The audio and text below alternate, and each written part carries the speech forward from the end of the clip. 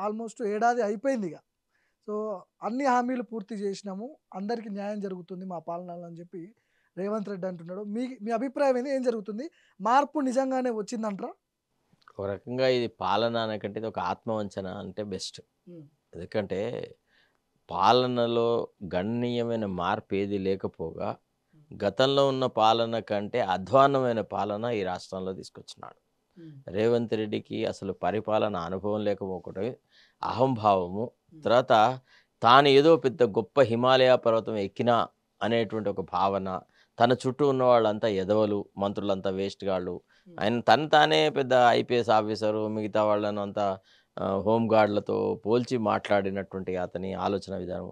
తర్వాత రెండోది ఏంటంటే ఆయన మైండ్, కళ్ళు, ముక్కు, చెవులు అన్నీ క్లోజ్ అయినాయి. హ్మ్. ఆయనకి ఎవడి సలహా అనేది ఏది రుచించదు. హ్మ్. తర్వాత అబోవ్ ఆల్ కాంగ్రెస్ భావజాలంతో అతను ముడిపడలేడు. హ్మ్. కాంగ్రెస్‌లో అతను మిస్‌ఫిట్ అనమాట. ఓకే. కబాబ్ మే హడ్డీ జైసా హై. అంతేగాని ఆయన కాంగ్రెస్‌లో న్యాచురల్‌గా అతను ఉండలేకపోతున్నాడు. హ్మ్. బేసికల్‌గా అతను ఆర్ఎస్ఎస్ భావజాలతోని హ్మ్. ఏబీవీపీ నుంచి కాంగ్రెస్ పార్టీలో చేరిన వ్యక్తి. ఓహ్! ఈ ఏబీవీపీ ఇట్లాంటి భావజాలం గల వ్యక్తులు వాళ్ళు ఎంత వాళ్ళ రాజకీయ అవసరాల కోసం నటించినా హ్మ్. వీళ్ళు సహజంగా కాంగ్రెస్ భావజాలంతో ఉండలేరు. హ్మ్. ఎందుకంటే కాంగ్రెస్ భావజాలం అంటే చాలా విశాలమైన హృదయం కావాలి. హ్మ్. అందరిని సమంగా చూసేటువంటి స్వభావం కావాలి. ప్రేమ, అభిమానాలు కావాలి ప్రజల పట్ల. హ్మ్. ఇప్పుడు ఎంతసేపు కాంగ్రెస్ వాళ్ళు కాంగ్రెస్ పార్టీలో చేరిన తర్వాత హ్మ్. వాళ్ళు ఎవరిని దృష్టిలో పెట్టుకొని చేరుతారు? పండిట్ జవహర్లాల్ నెహ్రూ నుంచి ఇంత గొప్ప పార్టీ మాది, తర్వాత ఇందిరాగాంధీ అంటారు, రాజీవ్ గాంధీ అంటారు. ఇట్లా రకరకాల వ్యవహారాలు ఉంటాయి. ఓకే. ఎంతోమంది మహామహనీయులు ఉన్నటువంటి పార్టీలో హ్మ్. ఈ పొలిటికల్ లిల్లిపుట్ అని ఇతను. ఇతనికి ఆలోచన సరళి తక్కువే, కురచాయ్.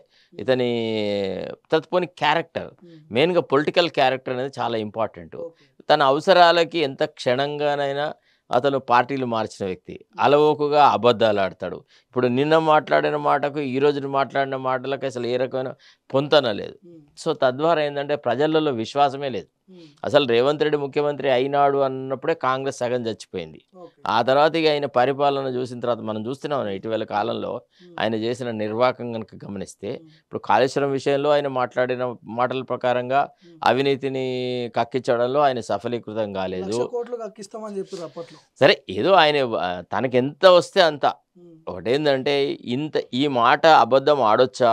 ఒక ముఖ్యమంత్రిగా నేను ఇట్లాంటి అబద్ధాలు ఆడితే ప్రభుత్వం మీద దీని ప్రభావం ఏముంటది? ప్రజల నుంచి మనకు విశ్వసనీయత ఉంటదా? హ్మ్. ప్రజల్లో మనకు గౌరవ మర్యాదలు ఉంటదా? అనేది లేదు. హ్మ్. తర్వాత ఏదైతే కాంగ్రెస్ పార్టీ నిరసించిందో, హ్మ్. ఏదైతే ఈ పార్టీ ఫిరాయింపుల వ్యవహారాన్ని హ్మ్. కాంగ్రెస్ ఇష్టపడలేదు. కాంగ్రెస్ వద్దు అని అన్నా గానీ, హ్మ్. ఇతను తానేదో ప్రభుత్వానికి ముప్పు ఉంది అనేటువంటి ఉద్దేశాలతోనే అసలు హ్మ్. ఏ కార్యక్రమాలు చేస్తే ప్రజలకు మేలు జరుగుతో అవి తప్ప మిగతా అన్నీ చేసినాడనమాట. ఓకే. సో, ఏడాది పాలన గురించి మనం మాట్లాడితే ఇప్పుడు ఏ ఈ వర్గం హ్యాపీగా ఈ లేరు. చేరికలు కొంతమంది ఎమ్మెల్యేలు కాంగ్రెస్‌లోకొచ్చిర్రు గదా! హైకమాండ్ దీన్ని యాక్సెప్ట్ చేసిందా మనస్ఫూర్తిగా? ఇగ ఇతను హైకమాండ్‌ను ఒక రకంగా మిస్‌లీడ్ చేసినాడు. ఏమని? మా ప్రభుత్వం కూలుతదని. హ్మ్. అంటే గతంలో ఇప్పుడు మధ్యప్రదేశ్‌లో, తర్వాత మహారాష్ట్రలో మహారాష్ట్ర. అక్కడిక్కడ కొన్ని జరిగినాయి కదా ఇన్సిడెంట్సు. అవును. వాటి పాయింట్ ఆఫ్ వ్యూ వాళ్ళు కొంత భయాందోళనలో ఉన్నారు. హ్మ్. ఏది? అరే! మరి ఏర్పడిన ప్రభుత్వం త్వరలో ఆదిలోనే కూలిపోతే హ్మ్. కాంగ్రెస్ పార్టీ అనేది దేశంలో సుస్థిర ప్రభుత్వాన్ని ఏర్పరచగలిగే సత్తా సామర్థ్యం లేదు అనే భావన ప్రజల్లో వస్తే మరీ దారుణమైతది. హ్మ్. సో, కాబట్టి ఈయన బ్లాక్‌మెయిల్‌కి ఈయన చెప్పినటువంటి తప్పుడు సమాచారాన్ని వాళ్ళు కొంత ట్రస్ట్ చేసినారు. ఆ తర్వాత they realised that this man is only an empty talker. He doesn't have any base అని హ్మ్. ఆ విషయం వాళ్ళు గ్రహించినారు. కానీ రేవంత్‌కి పూర్తి స్వేచ్ఛ హైకమాండ్ ఇచ్చేసింది. అందుకనే సొంత నిర్ణయాలు చేస్తున్నాడు. ఎట్లా పడితే అట్లా పాలన కొనసాగిస్తున్నాడు అనే చర్చ కూడా ఉంది. మీకు ఒక విషయం చెప్పన్నా, హ్మ్. కాంగ్రెస్ పార్టీ ఎప్పుడు కూడా ఫంక్షనల్ ఫ్లెక్సిబిలిటీ ఇస్తది. స్వేచ్ఛ కొంత ఇస్తది. స్వేచ్ఛ ఇస్తది. హ్మ్. స్వేచ్ఛని వాడుకోవడము, దుర్వినియోగం చేసుకోవడం అది ఆయా వాళ్ళ నాయకులు ఇష్టం. చేస్తున్న పని. హ్మ్. అంతేగాని కాంగ్రెస్ ముఖ్యమంత్రికి టీఆర్ఎస్ ముఖ్యమంత్రికి మధ్య అసలు చాలా వ్యత్యాసం ఉంటది. హ్మ్. ఇప్పుడు కాంగ్రెస్ మంత్రివర్గంలో ఉండేటువంటి మంత్రులు హ్మ్. నిజంగా అధికారం చెలాయిస్తారు. హ్మ్. టీఆర్ఎస్‌లో కూడా మంత్రులు ఉండేది. హ్మ్. థంబ్ ఇంప్రెషన్ కాళ్ళు ఏడ సిగ్నేచర్ అంటే ఆడ పెట్టాలా? హ్మ్. అసలు నువ్వు అధినాయకుడితో కలవడమే లేదు. హ్మ్. మంత్రివర్గ సహచరులని పేరే గాని, హ్మ్. ముఖ్యమంత్రితో తమకిష్టం ఉన్న సందర్భంలోనో, తనకు నచ్చిన సందర్భంలో అవసరాల దృష్ట్యా ముఖ్యమంత్రిని కలవడం అనేది చాలా అగమ్య గోచరం గదా! హ్మ్. సో, ఆ వ్యవస్థకి, ఈ వ్యవస్థకి తేడా ఉంటది. హ్మ్.